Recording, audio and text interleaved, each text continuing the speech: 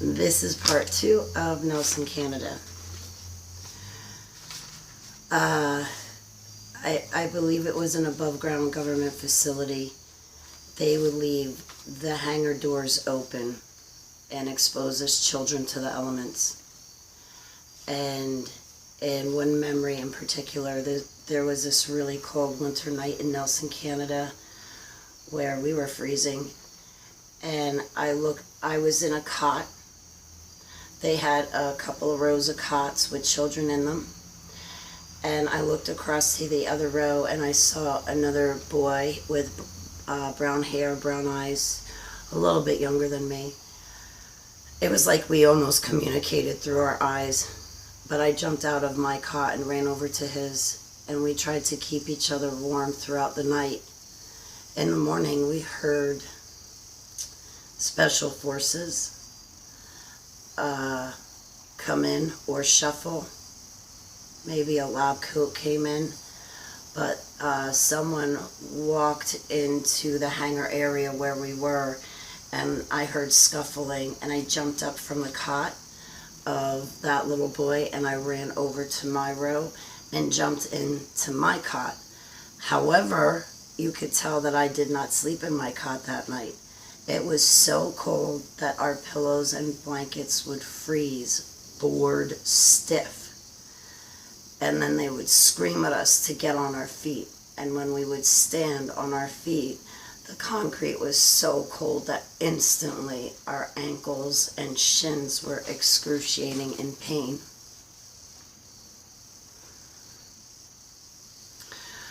I remember the sound of the lumberjacks and the chainsaws up in Nelson, Canada.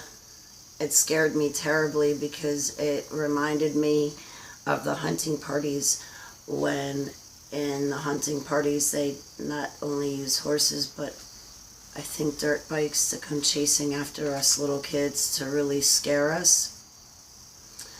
So the lumberjacks with their chainsaws up in Nelson, Canada, really, that's a sound I don't think I can ever forget.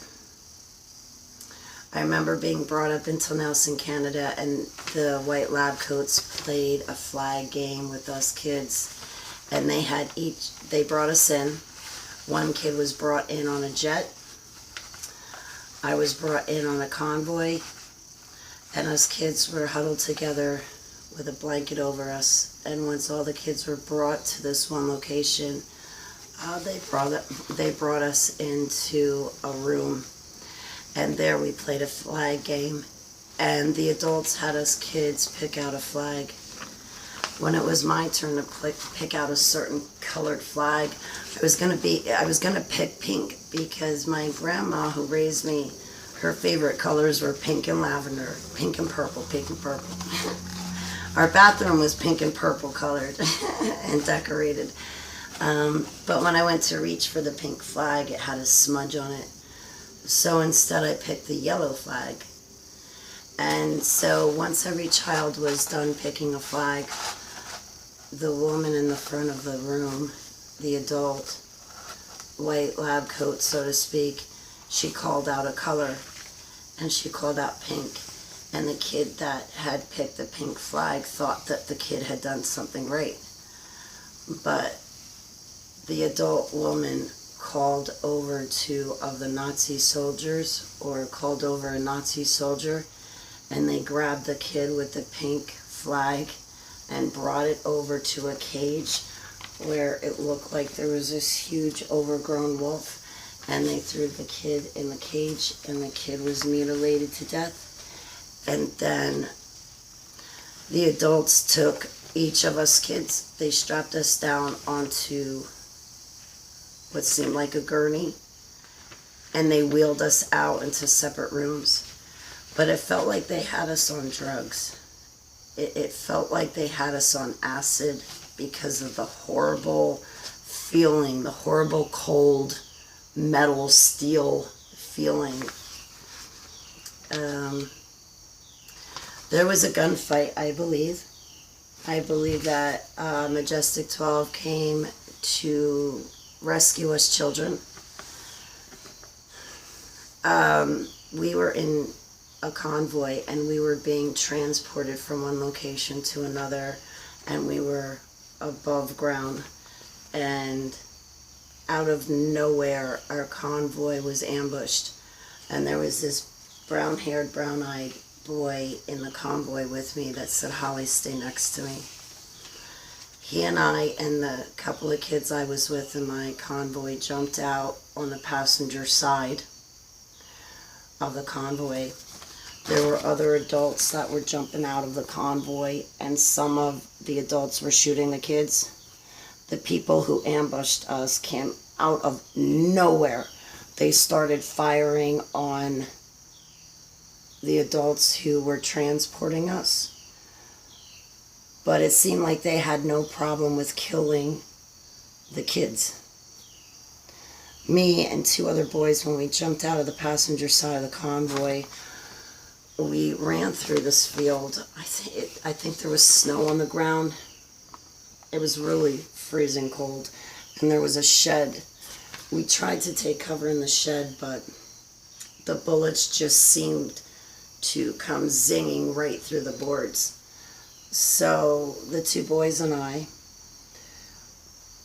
we tried to escape for our lives. And when we ran from the shed to flee up around to the hill,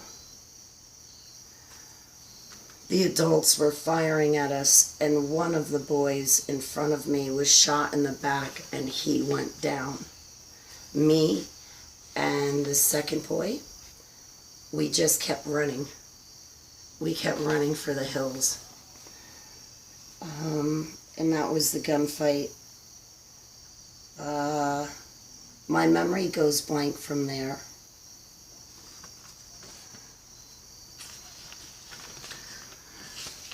I believe that they grabbed us and brought us to another location in Canada.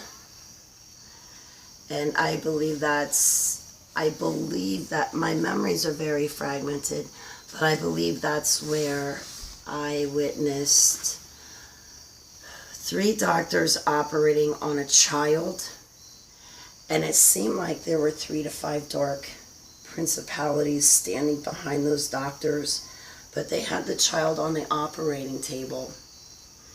And just the same way when we were in school, before high school, and they want you to dissect a frog or a worm, and they give you pins so that way you can pull the skin apart and pin the skin back so you can see the insides.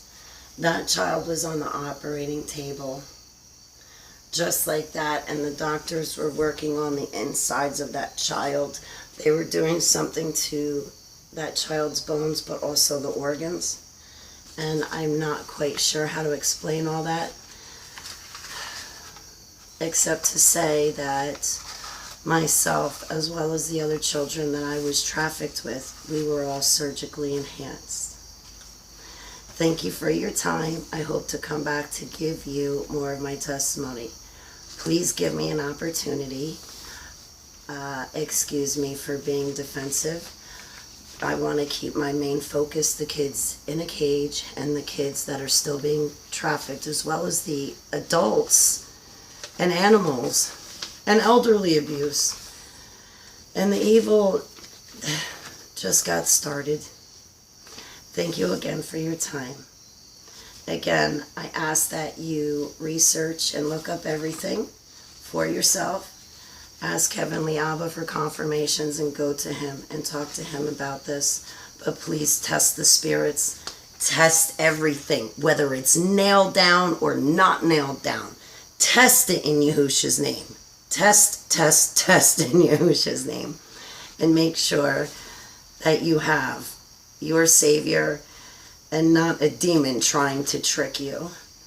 And I'm definitely going to try to take my own advice, and I will also try to cool my jets and not be so defensive. But thank you for allowing me to tell you my story, and I feel like I just got started. So please give me a chance to explain to you some more what happened to me.